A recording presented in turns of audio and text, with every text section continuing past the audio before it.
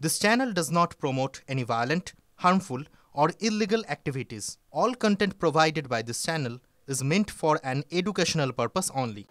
নমস্কার, স্বাগত আপনাকে TV9 বাংলায়। দুপুরে সুপার প্রাইম টাইম নিয়ে মধু রয়েছে, সঙ্গে আমি দীপ রয়েছে এবং আমাদের সঙ্গে রয়েছেন আমাদের আরো দুই সহকর্মী নিউজ রুম থেকে, আমাদের সঙ্গে লিমা এবং রয়েছেন শর্মিষ্ঠা।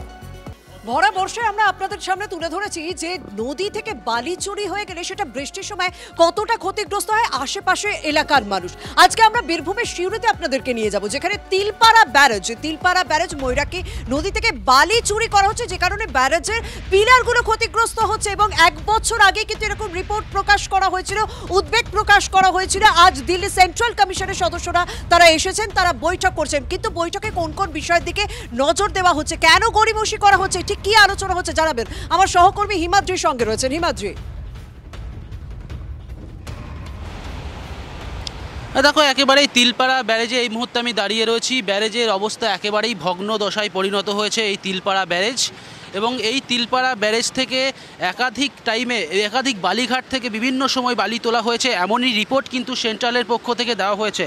সেন্ট্রালের পক্ষ থেকে সেই রিপোর্ট দেওয়া হয়েছে এবং সেই রিপোর্টের ভিত্তিতেই কিন্তু আজ বৈঠক হয়েছে যে কত দূরে বালিঘাট রয়েছে বা ব্রিজের এই অবস্থা হলো কেন, কিভাবে এই ব্রিজ ভেঙেছে, এই ব্রিজকে কিভাবে মেরামতি করা যায়, সমস্ত বিষয়টাই কিন্তু আজ আলোকপাত করা হয়েছে। সেন্ট্রাল ওয়াটার কমিশনের সদস্যরা, 3 জন সদস্য, তারাও আজ এসেছিলেন। রাজ্যের যারা বা জেলার যারা সেচ দপ্তরের আধিকারিক রয়েছেন, চিফ ইঞ্জিনিয়ার যিনি রয়েছেন, তার সাথেও বৈঠক করেছেন। এবং সেন্ট্রালের যিনি ইঞ্জিনিয়ার যিনি ছিলেন, সেন্ট্রালের ওয়াটার কমিশনের সদস্য যিনি ছিলেন, তিনি বললেন যে বিষয়টা খতিয়ে দেখা হয়েছে, সমস্ত বিষয়টাকে কিভাবে মেরামতি করা যায় সেই বিষয়ে আলোকপাত করা হয়েছে। আমরা দেখতে পাচ্ছি কিভাবে পিলার ভেঙে গিয়েছে, পিলারের একাংশ ভেঙে গিয়েছে এবং তার কারণ হিসেবে দেখানো হচ্ছে যে ময়ূরাকি নদীতে যেভাবে এক নাগারে বালি তুলে নেওয়া হয়েছে। তুমি আমাদের সঙ্গে থাকো। তবে জগন্নাথ চট্টোপাধ্যায় বিজেপি নেতা, তার সঙ্গে আমাদের কথা হয়েছিল, তিনি কি বলছেন এই বিষয়টাতে একবার শোনা যাক।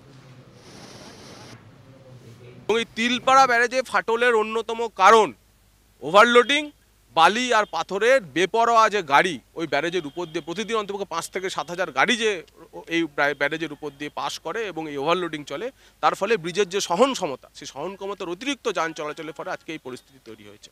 তৃণমূল একদিকে জেলাতে তোলাবাজি, সিন্ডিকেটবাজি, পাথর বালি নিয়ে চালাবে, আর তিলপাড়া ব্যারেজের ফাটল হলে কান্নাকাটি করবে, তার জন্য চাষিরা মার খাচ্ছে। ভয়ানক ছবি দেখছি যে প্রত্যেকটা পিলার ক্ষতিগ্রস্ত হয়েছে তিলপাড়া ব্যারেজের, পুরো ভেঙে গিয়েছে, একাংশ ভেঙে গিয়েছে। হিমাদ্রি, আমি তোমার কাছে খুব ছোট্ট করে জানতে চাইবো এই তিলপাড়া ব্যারেজটা কতটা গুরুত্বপূর্ণ বীরভূমের মানুষের কাছে এবং বীরভূমের আশেপাশে জেলার মানুষের কাছে? একেবারেই দেখো, এই তিলপাড়া ব্যারেজের ছবি দেখাবো। এই যে তিলপাড়া ব্যারেজ, সেই তিলপাড়া ব্যারেজ বহু পুরনো একটি ব্যারেজ এবং গুরুত্বপূর্ণ দিক থেকে বলতে গেলে এই দিক থেকে সিউড়ি থেকে রামপুরহাট এবং রামপুরহাট থেকে সিউড়ি যে সংযোগকারী প্রধান রাস্তা, পাশাপাশি উত্তরবঙ্গের সাথে দক্ষিণবঙ্গের যে সড়ক পথে যাতায়াতের প্রধান রাস্তা এই তিলপাড়া ব্যারেজ।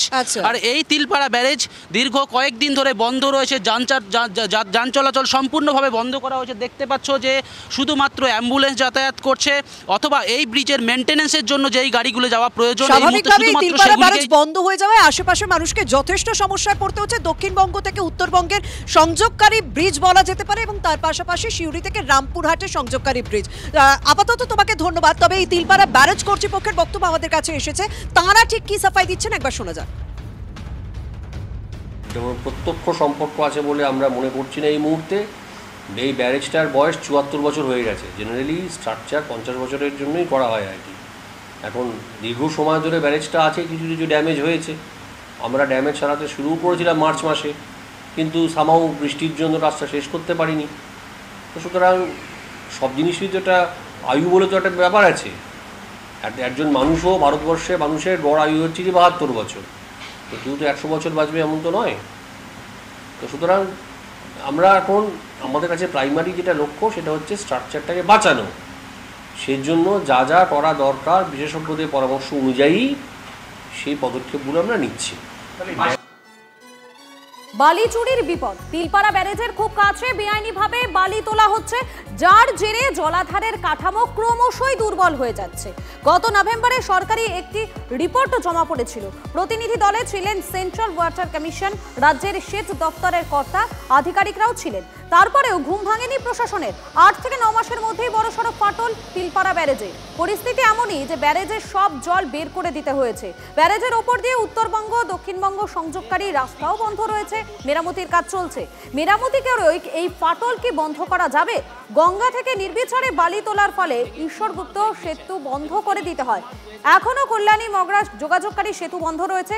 এবারে মাসুল গুনতে হচ্ছে তিলপাড়া ব্যারেজে। এখানে একটা ডিভাইডার, সেটা অনেকটা অংশ নিচ থেকে বালিটা সরে গেছে, কিন্তু কিছু সেখানে ডেভিয়েশন হচ্ছে, ফাটল ওই জন্যই দেখা গেছে। তৃণমূলের নেতৃত্বে যে সারা রাজ্যব্যাপী এই বালি তোলা হচ্ছে, তার কারণে এই ফাটল হয়েছে। এই রিপোর্ট ওয়ার্ল্ড ব্যাংকের, এবং এরপরেও এই রাজ্য সরকারের পক্ষ থেকে কোনো দৃঢ় পদক্ষেপ এখানে নেওয়া হয়।